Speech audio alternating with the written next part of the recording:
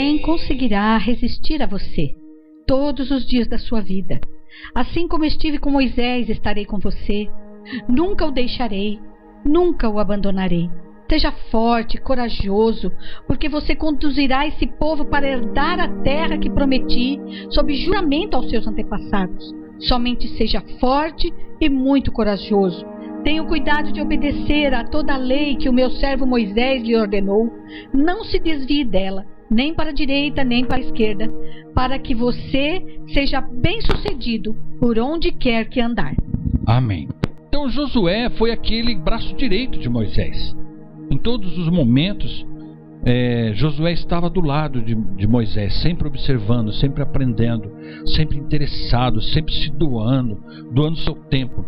Eu tenho certeza que no coração de Josué, ele nunca pensou assim, quando Moisés morrer, eu vou ser o substituto. Não, ele não pensava isso, ele queria apenas estar junto, estar colaborando. Se a gente ler vários textos da vida de Josué, nós vamos ver que lá no começo ele era filho de Naum. Naum era escravo, ele era escravo lá no Egito. Ele cria que Deus ia resgatar eles de lá. Ele tinha um ponto de visão muito grande, né? Ele cria que falou, não, o Senhor falou que vai nos tirar, e Ele vai nos tirar daqui. E quando Moisés chega ali e consegue tirar aquele povo de dentro do domínio do Egito, Josué, ele começa a andar com Moisés, andou todos os momentos, passou por a situação, toda a história de Josué estava lá. E quando chega nesse ponto aqui, amados, Deus faz algo novo. Ele diz para Moisés, você não entrará na terra prometida. Quem vai entrar na terra prometida é essa nova geração, sob o comando de Josué. Que naquele momento, deixa de falar com Moisés e começa a falar com Josué. Pelo que dá a entender esse texto que nós lemos, Josué tremeu nas bases. E aí olha que palavra maravilhosa, que Deus passa para Josué. A missão de Josué era bem diferente da missão de Moisés. A missão de Moisés era tirar o povo da escravidão do Egito e conduzir aquele povo 40 anos no deserto. E quando eles chegam de frente para conquistar aquela terra de Canaã, aí agora passa com Josué. Mas por que o povo de Deus teve que lutar para conquistar a terra de Canaã? Porque lá em José, eles já moravam nessa terra, que Deus disse assim que daria, né? Abraão, Isaac e Jacó dariam uma terra. E aquela terra era deles, eles moravam naquela região. Só que quando veio a fome, aí José foi para o Egito, toda a história de José, e aí José lá no Egito se torna governador, o segundo maior do que Faraó. O que acontece? Ele trouxe todo o povo dele, todas as famílias dele que moravam em Canaã, trouxe para o Egito. E houve 7 anos de fome, que em toda a terra, mesmo na terra de Canaã, houve esta fome. E aí o povo de Deus, esse povo que era dono de Canaã, estava morando no Egito. Só que passaram-se os anos e o Egito escravizou esse povo. Esse povo ficou preso 400 anos dentro do Egito como escravos. Enquanto eles estavam presos como escravos no Egito, aquela terra deles de Canaã começou a ser povoada. Então, construiu Jericó, construiu lá muros, palácios, casas, cidades inteiras. Em 400 anos, aquela terra foi toda povoada, mas aquela terra era do povo de Deus. E de repente, Deus tem misericórdia deles, através de Moisés, tira esse povo do domínio da escravidão, e era aproximadamente 1 milhão de pessoas, era muita gente. Tira esse povo de lá.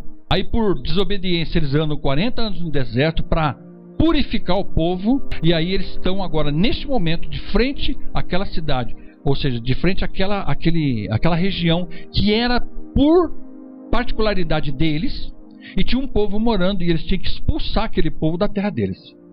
É por isso que existe a confusão até hoje, né?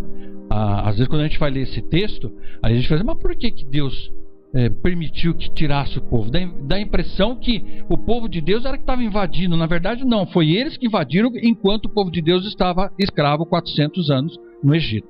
E Deus encarrega Josué, olha o que diz aqui, ó: Josué, somente seja forte e muito corajoso, que eu vou estar contigo para conquistar, porque o povo tinha medo. Imagina uma nação que tinha lá. tenha cuidado de obedecer a toda a lei que o meu servo Moisés lhe ordenou. Não se desvie dela, nem para a direita, nem para a esquerda, para que você seja bem-sucedido por onde quer que andar. Então a recomendação de Deus para com Josué, qual que era a recomendação? Siga aquilo, seja íntegro, que eu vou estar contigo, ok?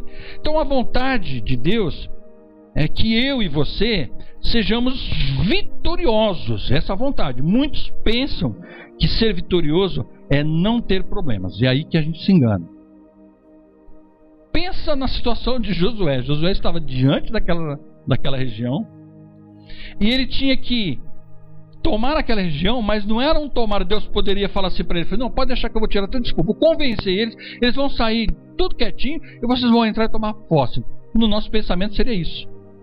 Tudo aquilo que Deus nos dá, nós temos que conquistar pelo trabalho, pelo esforço, pela dedicação. É luta, é vitória. E aqui diante disso, Deus está falando para Josué: Josué, seja forte, eu vou estar contigo, mas você vai ter que lutar, você vai ter que conquistar. As coisas nossas nós temos que conquistar, amados. Tudo que nós temos que conquistar. Vai ser luta, vai ter dificuldade, vai ter. Mas o Senhor estava dizendo: eu estarei contigo. Apenas cumpra aquilo que está nesta palavra, que eu estarei contigo. Os problemas sempre irão existir, mas a grande questão é como vamos enfrentar. Como filhos de Deus, que estão sendo empoderados pelo Pai, ou como escravos do pecado. E sim, eu quero falar um pouco sobre esse empoderado. Eu me lembro muito bem que tinha um desenho animado quando eu era criança. Eu acho que alguns de vocês chegaram a assistir, e depois se transformou até em filme. Hoje em dia tem até filme dele, do chamado Super-Homem, que ele veio de um outro planeta chamado Krypton, acho que era, né? E ele veio de lá em Krypton ele era um homem comum, igual todos os outros dele. Quando ele chegou na Terra, ele tinha um poder sobrenatural sobre todas as coisas. Nem tiro, nem bala, nem nada. Ele erguia um navio na mão, erguia um barco, tudo que ele fazia, voava. Então ele tinha uns superpoderes, né? O Super-Homem tinha uns superpoderes. Mas tinha uma coisa que derrotava ele, que chegava e derrotava ele. Quem assistiu os filmes, como é que chamava? Kryptonita. Kryptonita era uma pedra que tinha lá na Terra, lá no planeta dele, e que quando ele chegava perto daquela pedra, ele virava um homem comum. Ele enfraquecia, ele ficava fraquinho. Se alguém desse um tiro nele, ele matava, porque aquela Kryptonita, ela destruía ele. Por que eu quero usar essa imagem, amados? Porque Deus está fazendo exatamente isso aqui com Josué. Está empoderando José, dando poder a ele. Quando ele diz assim: ninguém conseguirá resistir a você. Pensa nas duas imagens que eu coloquei aqui para você. Olha o que ele está dizendo: ninguém conseguirá resistir a você todos os dias da sua vida. Assim como estive com Moisés, estarei com você. Nunca o deixarei, nunca o abandonarei. Seja forte e corajoso, porque você conduzirá esse povo para herdar a terra que prometi sob juramento aos teus antepassados. Somente seja forte, muito corajoso. Deus está colocando poder sobre a vida de Josué, sim ou não? Está colocando poder sobre a vida dele. Mais ou menos assim. Mas existe algo que poderá fazer esse homem forte, esse homem que Deus deu poder para ele, para conquistar nações. Existe uma coisa que pode derrotar, que nem a Kryptonita derrotou o Super-Homem, que se chama pecado. O pecado tira o poder do homem, deixa ele fraquinho, deixa ele sem condições de fazer nada. Porque Salmos 27:1 diz que o Senhor é a força da minha vida. O Senhor é a força da minha vida. Através dele eu sou forte. Mas quando eu deixo o pecado entrar na minha vida, aí eu perco toda essa força que o Senhor me deu. Então a palavra de Deus relata a história de homens empoderados, homens que Deus deu poder através do Espírito Santo, que venceram batalhas impossíveis, mas o pecado os derrotou. E eu quero dar alguns exemplos aqui de homens que foram desses. O primeiro deles se chama Sansão. Ele nasceu com um poder especial, que muitos textos nós vamos ver dizendo assim, que quando o Espírito Santo descia sobre ele, era um homem fortíssimo. Ele rasgou um leão no meio. A hora que os 1000 homens atacaram ele, ele olhou para o lado, ele só viu um esqueleto de jumento, ele catou a queixada do jumento como arma e derrotou 1000 homens. Esse era o Sansão. Mas nós vamos ler aqui, Juízes capítulo 16, verso 20 e 21, o que aconteceu com esse homem? Então ela chamou: Sansão, os filisteus o estão atacando. Ele acordou do sono e pensou: sairei como antes e me livrarei. Mas não sabia que o Senhor o tinha deixado. Os filisteus o prenderam, perfuraram os seus olhos e o levaram para Gaza. Prenderam-no com algemas de bronze e o puseram a girar um moinho na prisão. Olha o fim dele aqui. O que aconteceu com ele quando o Senhor o deixou? E por que o Senhor o deixou? Porque ele pecou. Juízes 14.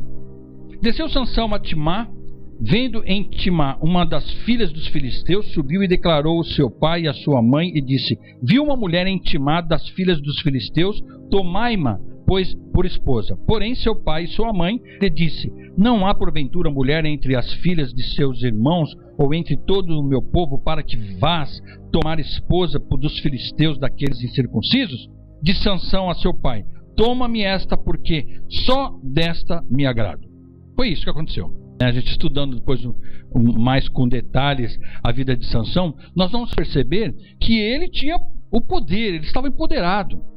Todos os filisteus morriam de medo dele, porque ele era um homem muito forte, ninguém destruía, ele sozinho enfrentava todos eles. Mas o que aconteceu? Quando ele juntou-se com Dalila, ele desobedeceu a Deus. Outra pessoa que eu quero dar exemplo aqui é Davi. Não me expulses da tua presença, nem tires de mim o teu Santo Espírito. Veja bem, Davi, ele declara aqui, ele pede para que não tire dele, porque ele possuía. Ninguém pede para tirar algo que não possui. Então, esse texto diz que não me expulse da tua presença, nem tires de mim o teu Santo Espírito. O que aconteceu com Davi? Davi também, um grande guerreiro, rei, ungido por Deus. Ele era um grande guerreiro, ele ganhava as batalhas, um grande rei, administrador, sabia tudo. Davi, que tinha todo o poder do Espírito Santo, ele perde esse poder quando ele peca. Percebe, amado? Então tudo isso aqui. Eu quero dar um terceiro exemplo, que é o exemplo de Gideão. Ah, Senhor, Gideão respondeu: se o Senhor está conosco, por que aconteceu tudo isso? Onde estão todas as suas maravilhas que os nossos pais nos contam quando dizem: não foi o Senhor que nos tirou do Egito? Mas agora o Senhor nos abandonou e nos entregou nas mãos de Midian. O que aconteceu? Aqui ele estava representando o povo. Durante 40 anos, o povo israelita teve paz. Paz. Todos os povos em volta deles respeitavam, tinham medo deles, não atacavam eles, e eles viveram 40 anos em plena paz e harmonia. E o texto diz assim: até se encontrou pecado neles, né? Não adorarás outros ídolos, a palavra de Deus diz. E o povo se corrompeu. E aí que Deus pega e tira a mão de proteção em cima desse povo. E aí os inimigos acordaram e falaram: peraí, faz 40 anos que ninguém ataca esse povo, será que esse povo é forte mesmo? Começaram a atacar esse povo. E sabe que época que eles atacavam? Na época da colheita, quando eles tinham plantado, aí eles tinham ceifado tudo, colhido, ensacado, guardado para aquele ano todo comer. Aí vinha o inimigo, atacava eles, roubava todo o mantimento que eles ficaram um ano cultivando, levava embora, deixava eles à míngua. Durante 40 anos, esse povo estava empoderado do Senhor, estava com o poder do Senhor, do Espírito Santo de Deus, e os inimigos tinham medo desse povo. Mas quando eles pecaram, aí os inimigos começaram a crescer e falaram: opa, peraí, esses caras não são tão fortes assim. E começaram a atacar. O que isso traz para a nossa vida, amados? Enquanto nós formos fiéis na palavra do Senhor, seguir aquilo, não deixar o pecado entrar em nosso coração, nós seremos empoderados pelo Espírito Santo. O inimigo não terá domínio sobre nós. Nós lutaremos para conquistar, mas conquistaremos porque o Senhor está conosco. Mas o dia que nós abrimos o nosso coração e deixarmos o pecado entrar dentro, esse poder do Espírito Santo que está dentro de nós, que nos guarda, que nos protege, ele sairá de nós. O inimigo vai reinar em nós. Esses 3 homens, Sansão, Davi, Gideão, esses homens, eles experimentaram a ausência de Deus em suas vidas em um determinado período. e sentir o quanto que é ruim estar sem a presença do Senhor na nossa vida. Então a ausência de Deus, amado, é o maior fracasso da vida de uma pessoa. Quando há ausência de Deus, até os menores problemas se transformam em grandes e gigantes problemas. A conquista da terra prometida é um grande exemplo. Deus empoderou Josué para ser o sucessor de Moisés. Josué estava recebendo uma grande missão. Lá em Josué 1,5, que nós já lemos aqui, diz assim: Deus afirma que estaria com ele e que ninguém poderia resistir. Olha o que Deus estava prometendo para ele: eu vou te dar o poder, você vai invadir aquela terra e ninguém vai poder te resistir, ninguém vai ganhar de você. Olha, estava dando uma força de poder, né? Então, quando Deus está conosco, a vitória é certa, amados, porque Ele nunca foi vencido e nunca será vencido. Amém, queridos? Glória a Deus. Desse jeito. Então, Josué sabia que a vitória não estava em seus braços, em sua força, mas na total dependência do Senhor. Por isso, convoca o povo para viver em santidade. Lá em Josué, capítulo 3:5, quando o povo diz que não ao pecado e mantém as suas vidas em santidade, esses são empoderados por Deus para vencer os gigantes, as tempestades e os desertos da vida. A travessia do Jordão, amados, foi um milagre, né? O Jordão transborda em ambas as margens na época da colheita. Assim que os sacerdotes que carregavam a arca da aliança chegaram ao Jordão e seus pés tocaram as águas, a correnteza que descia parou de correr e formou uma muralha a grande distância, perto de uma cidade chamada Adã, nas proximidades de Zaretã. E as águas que desciam para o mar de Arabá, o mar salgado, escoavam totalmente. E assim o povo atravessou o rio em frente de Jericó. Veja bem, uma das proteções de Jericó, para atacar Jericó, era esse rio. Que na época da cheia, o povo de Jericó nem se preocupava com o inimigo. Falou: o inimigo não tem como atravessar esse rio porque o rio está cheio, está transbordando. Então a guarda deles estava para o outro lado. Para cá tem a proteção do rio. Olha o que Deus faz com esse rio. Então a conquista de Jericó, eles chegam a Jericó, foi uma reintegração de posse. Foi um milagre por eles conseguirem. Josué 6, capítulo 20 e 21, o que diz lá? Consagraram a cidade ao Senhor, destruíram ao fio da espada homens, mulheres, jovens, velhos, bois, ovelhas e jumentos, todos os seres vivos que nele havia. Mas o fracasso contra a cidade de Ai, agora eles atacaram Jericó, ganharam, e aí teve uma cidade de Ai que a coisa deu errado. Nesse ataque, porque eram cidades, era uma região, tinha várias cidades. Então, um exemplo aqui, ó, tinha Catanduva, tem Rio Preto, tem Mirassol, e assim sucessivamente. A região era muito grande. Eles iam atacando cidade por cidade e tomando cidade por cidade. Quando chegou nessa cidade de Ai, olha só o que aconteceu, amados. Quando voltaram a Josué, disseram: não é preciso que todos avancem contra Ai. Envie uns 2 ou 3 mil homens para atacá-la. Não canse todo o exército, pois eles são poucos. Por isso, cerca de 3 mil homens atacaram a cidade. Mas os homens de Ai os puseram em fuga. Chegaram a matar 36 deles. Eles perseguiram os israelitas desde a porta da cidade até Sabarim e os feriram na descida. Diante disso, o povo desanimou-se completamente. O que aconteceu? O Senhor lá no começo não falou com Josué que ele ia vencer? Que estava com ele, apenas seja forte e ataque, e de repente eles vão atacar a cidade de Ai, que é uma cidade muito pequena. Eles até colocam aqui, né? Ó, não precisa mandar todo o exército, vamos mandar só uns 2, 3 mil. A cidade é pequenininha, nós ganhamos dele facinho. E quando eles chegaram lá para atacar, a cidade venceu eles, puseram ele em fugas e mataram alguns homens, e eles perderam, tiveram que correr, recuar, correr. Mas Deus não estava com ele, não foi isso que nós lemos lá no começo? O que aconteceu aqui? Então Josué e o povo não havia perdido a arte da guerra, não havia perdido a vontade de vencer, não tinha encontrado o inimigo invencível. O problema é que havia pecado no meio do povo.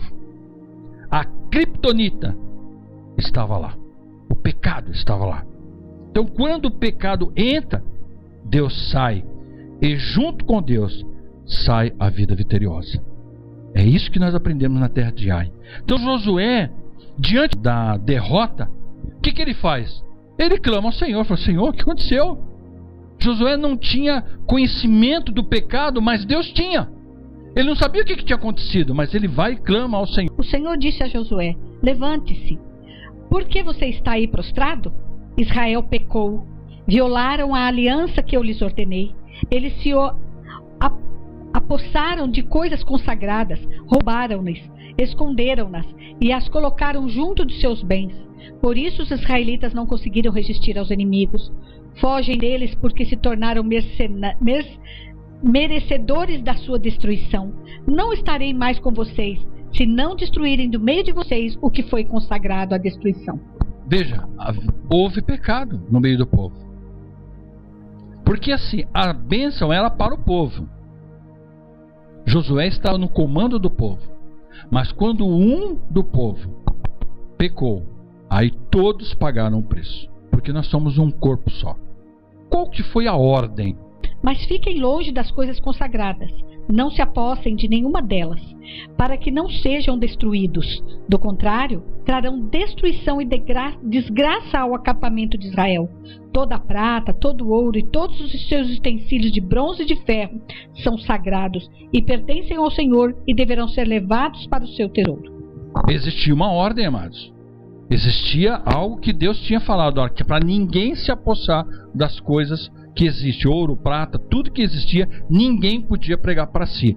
Pegava e entregava lá para ser colocado no templo. Era essa que é a ordem. O que aconteceu? Então qual foi a desobediência? Mas os israelitas foram infiéis com relação às coisas consagradas. Acã, filho de Carmi, filho de Zinri, filho de Zerá, da tribo de Judá, apossou-se de algumas delas, e a ira do Senhor acendeu-se contra Israel. Amados, nós precisamos ter em mente algo muito importante. Às vezes o inimigo vem e você fala: ninguém está vendo. Pode fazer. Não tem ninguém aqui, ninguém está vendo. O que aconteceu lá foi isso. Mas quando a gente pensa assim, é porque nós somos miseráveis, somos ignorantes na palavra do Senhor. Não conhecemos. A palavra de Deus diz assim: errais por não conhecer as Escrituras. Não é para ninguém pôr a mão. E alguém deve ter ouvido uma voz dizer assim: não, ninguém está vendo. Guarda lá. Não tem problema nenhum. Deus não vai nem. Como que ele imaginava Deus? Ele imaginava um Deus que não ouve? Um Deus que não está no meio de nós? Que não conhece o nosso interior? Porque existem pessoas, amados, que vivem de aparência, né? São cristãos, mas sua vida particular está toda detonada. Ele não tem temor de Deus. Ele acha que servir a Deus é apenas uma religião, isso aqui é apenas uma reunião, e só isso. Que nós confraternizamos aqui, não tem Deus, mas Deus está aqui dentro de nós, que nem nós temos estudado, e Deus sabe quando nós erramos. E Deus vai tirar, quando nós erramos, quando nós pecamos, Deus vai tirar a mão de nós e nós vamos se quebrar, porque o inimigo vai vir com tudo para cima da gente. E é isso que às vezes as pessoas que estão dentro da igreja não entendem. Que ser crente é algo sério. O poder do Espírito Santo está sobre nós, mas enquanto nós estivermos firmes na fé, não deixar o inimigo tomar posse, nos enganar e deixar o pecado entrar dentro de nós. E aí existem pessoas que vivem de aparência. Existem pessoas que têm duas vidas dentro da igreja, estão brincando com Deus. Porque o que acontece? Tentam viver uma vida diferente. Foi isso que aconteceu aqui nessa história, amados. As pessoas receberam a recomendação de Deus. Deus falou para Josué, passou a instrução com todos eles e disse assim: não pode entrar pecado e não é para se apossar de nada. Acã respondeu: é verdade que pequei contra o Senhor, contra o Deus de Israel. O que eu fiz foi o seguinte: quando vi entre os despojos uma bela capa feita na Babilônia, 2,4 kg de prata e uma barra de ouro de 600 gramas, eu os cobicei e me apossei deles. Estão escondidos no chão da minha tenda, com a prata por baixo. Olha o que aconteceu. Acã, ele deixou-se corromper. Quando ele viu a capa, quando ele viu o ouro, a prata ali, e ele viu que não tinha ninguém viu, só ele estava ali, o inimigo sopra nessa hora. Olha lá, rapaz, cara, ninguém está vendo. Embrulha aí, põe nas tuas coisas aí, esconde. Ele falou assim: Olha o que ele fala aqui, amados. Ele diz que ele não resistiu, né? Quando vi entre os despojos uma bela capa dos quilos tal, eu os cobicei e me apossei deles. Eu os cobicei, ela cobiçou aquilo e se apossou. Agora pensa comigo, o que passou na cabeça de Acã? Será que Acã não percebeu que o Deus Todo-Poderoso tinha feito descer uma pedra lá e feito eles atravessar no rio a pé seco? Tinha acabado de acontecer aquilo ali. E ele não achou que esse Deus que fez tudo isso não iria estar vendo aquilo que ele está fazendo? Que ele achava que, não, o que importa é que lá na frente eu vou... Deus já interrompeu ali, já pôs tudo aqui. Agora, amados, olha a punição. Olha a punição. Aquele que for pego com as coisas consagradas será queimado no fogo com tudo o que lhe pertence. Violou a aliança do Senhor e cometeu loucura em Israel. Olha só. A punição foi grave. Às vezes a gente fala assim, poxa, mas precisava matar o cara. O que aconteceu é o seguinte, eles pegaram Acã, a família dele, esse ouro que ele roubou, essa capa que ele roubou, misturou tudo, pôs fogo, queimou tudo, deixou tudo em cinza. Olha o rigor. Aí a gente hoje pensando, nossa senhora, mas precisava ser risco, porque se o cara tudo bem, não podia perdoar o cara, tal, não. Precisava ficar o exemplo. Você tem dúvida que a partir desse momento alguém pegou um anelzinho que é? Por causa do exemplo que ficou. Não precisou mais se repetir isso. Ninguém mais foi queimado ali por conta de ter feito isso, porque entenderam que Deus vê todas as coisas. Acã achou que ninguém ia descobrir. E a coisa apareceu para todas as tribos. Diante de todas as tribos, ele foi humilhado. E quem pensava como pensava Acã, deixou de pensar na hora. Percebe-se como que é? Então Deus convoca Josué para passar o povo em revista e resolve o problema do pecado. Porque por causa do pecado dele, 36 pessoas morreram lá na guerra. A proposta que Deus tinha feito para eles é que eles iriam batalhar e não ia perder ninguém. E por conta de Acã, perdeu 36 vidas. Por causa dessas 36 vidas, foi preciso que ele morresse. Entendeu? Por causa da seriedade que era aquilo. Então muitos homens hoje estão sofrendo e atribuem esse sofrimento aos problemas que estão enfrentando. O inimigo de nossas almas tem trabalhado para nos enganar e achar que a igreja, fala, não, a igreja não é, Deus não é assim. Deus não é assim com o pecado. Amados, nós não podemos ter duas caras. Nós não podemos viver em vida dupla. Uma vida aqui com os irmãos e quando é lá fora, nós somos diferentes. Não, o que eu sou aqui, eu sou lá. Nós temos que ser autênticos. É isso que Deus quer de nós. É isso que esse exemplo deixa. Então, muitos homens de hoje estão sofrendo por causa disso. Então, parem de lutar, amados. O que eu tenho de recomendação é: pare de lutar contra os problemas e santifique a sua vida. Se você santificar a sua vida onde você colocar as mãos, vai haver prosperidade, porque você é um homem santo de Deus. Deus vai santificar a tua vida. Procura andar a Deus como obreiro aprovado, do que não tem do que se envergonhar, que maneja bem a palavra da verdade, que maneja bem essa palavra. É isso que Deus quer de nós. Que nós vivemos na autenticidade, sejamos autênticos, não sejamos mentirosos. Então você não é um fracassado porque tem problemas. Você se tornou um fracassado porque deixou o pecado entrar e dominar a sua vida. Vença o pecado e Deus voltará a caminhar com você. É nesse aspecto. Deus está pronto. Enquanto tiver pecado, Deus não vai atuar. Ok? E eu queria encerrar aqui com 2 Crônicas 7,14, que é a promessa de Deus para as nossas vidas, para a nossa igreja, para a nossa comunhão, para a nossa cidade, para o nosso povo, para o povo brasileiro, para esta nação. Se o meu povo, que se chama pelo meu nome, se humilhar e orar, buscar a minha face e se afastar dos seus maus caminhos, dos céus eu ouvirei, perdoarei os seus pecados e curarei a sua terra. Essa é a promessa de Deus para a nossa vida, mas não tem como errar. Deus só quer a nossa santidade. Deus quer que nós vivamos bem. Deus quer que nós vivamos como homens firmes de Deus. Josué tratou as coisas de Deus com muita seriedade. Nós não podemos viver de aparência. Vamos viver a realidade de Deus, que Deus tem promessas para nós, né? Ele tem promessas para o seu povo.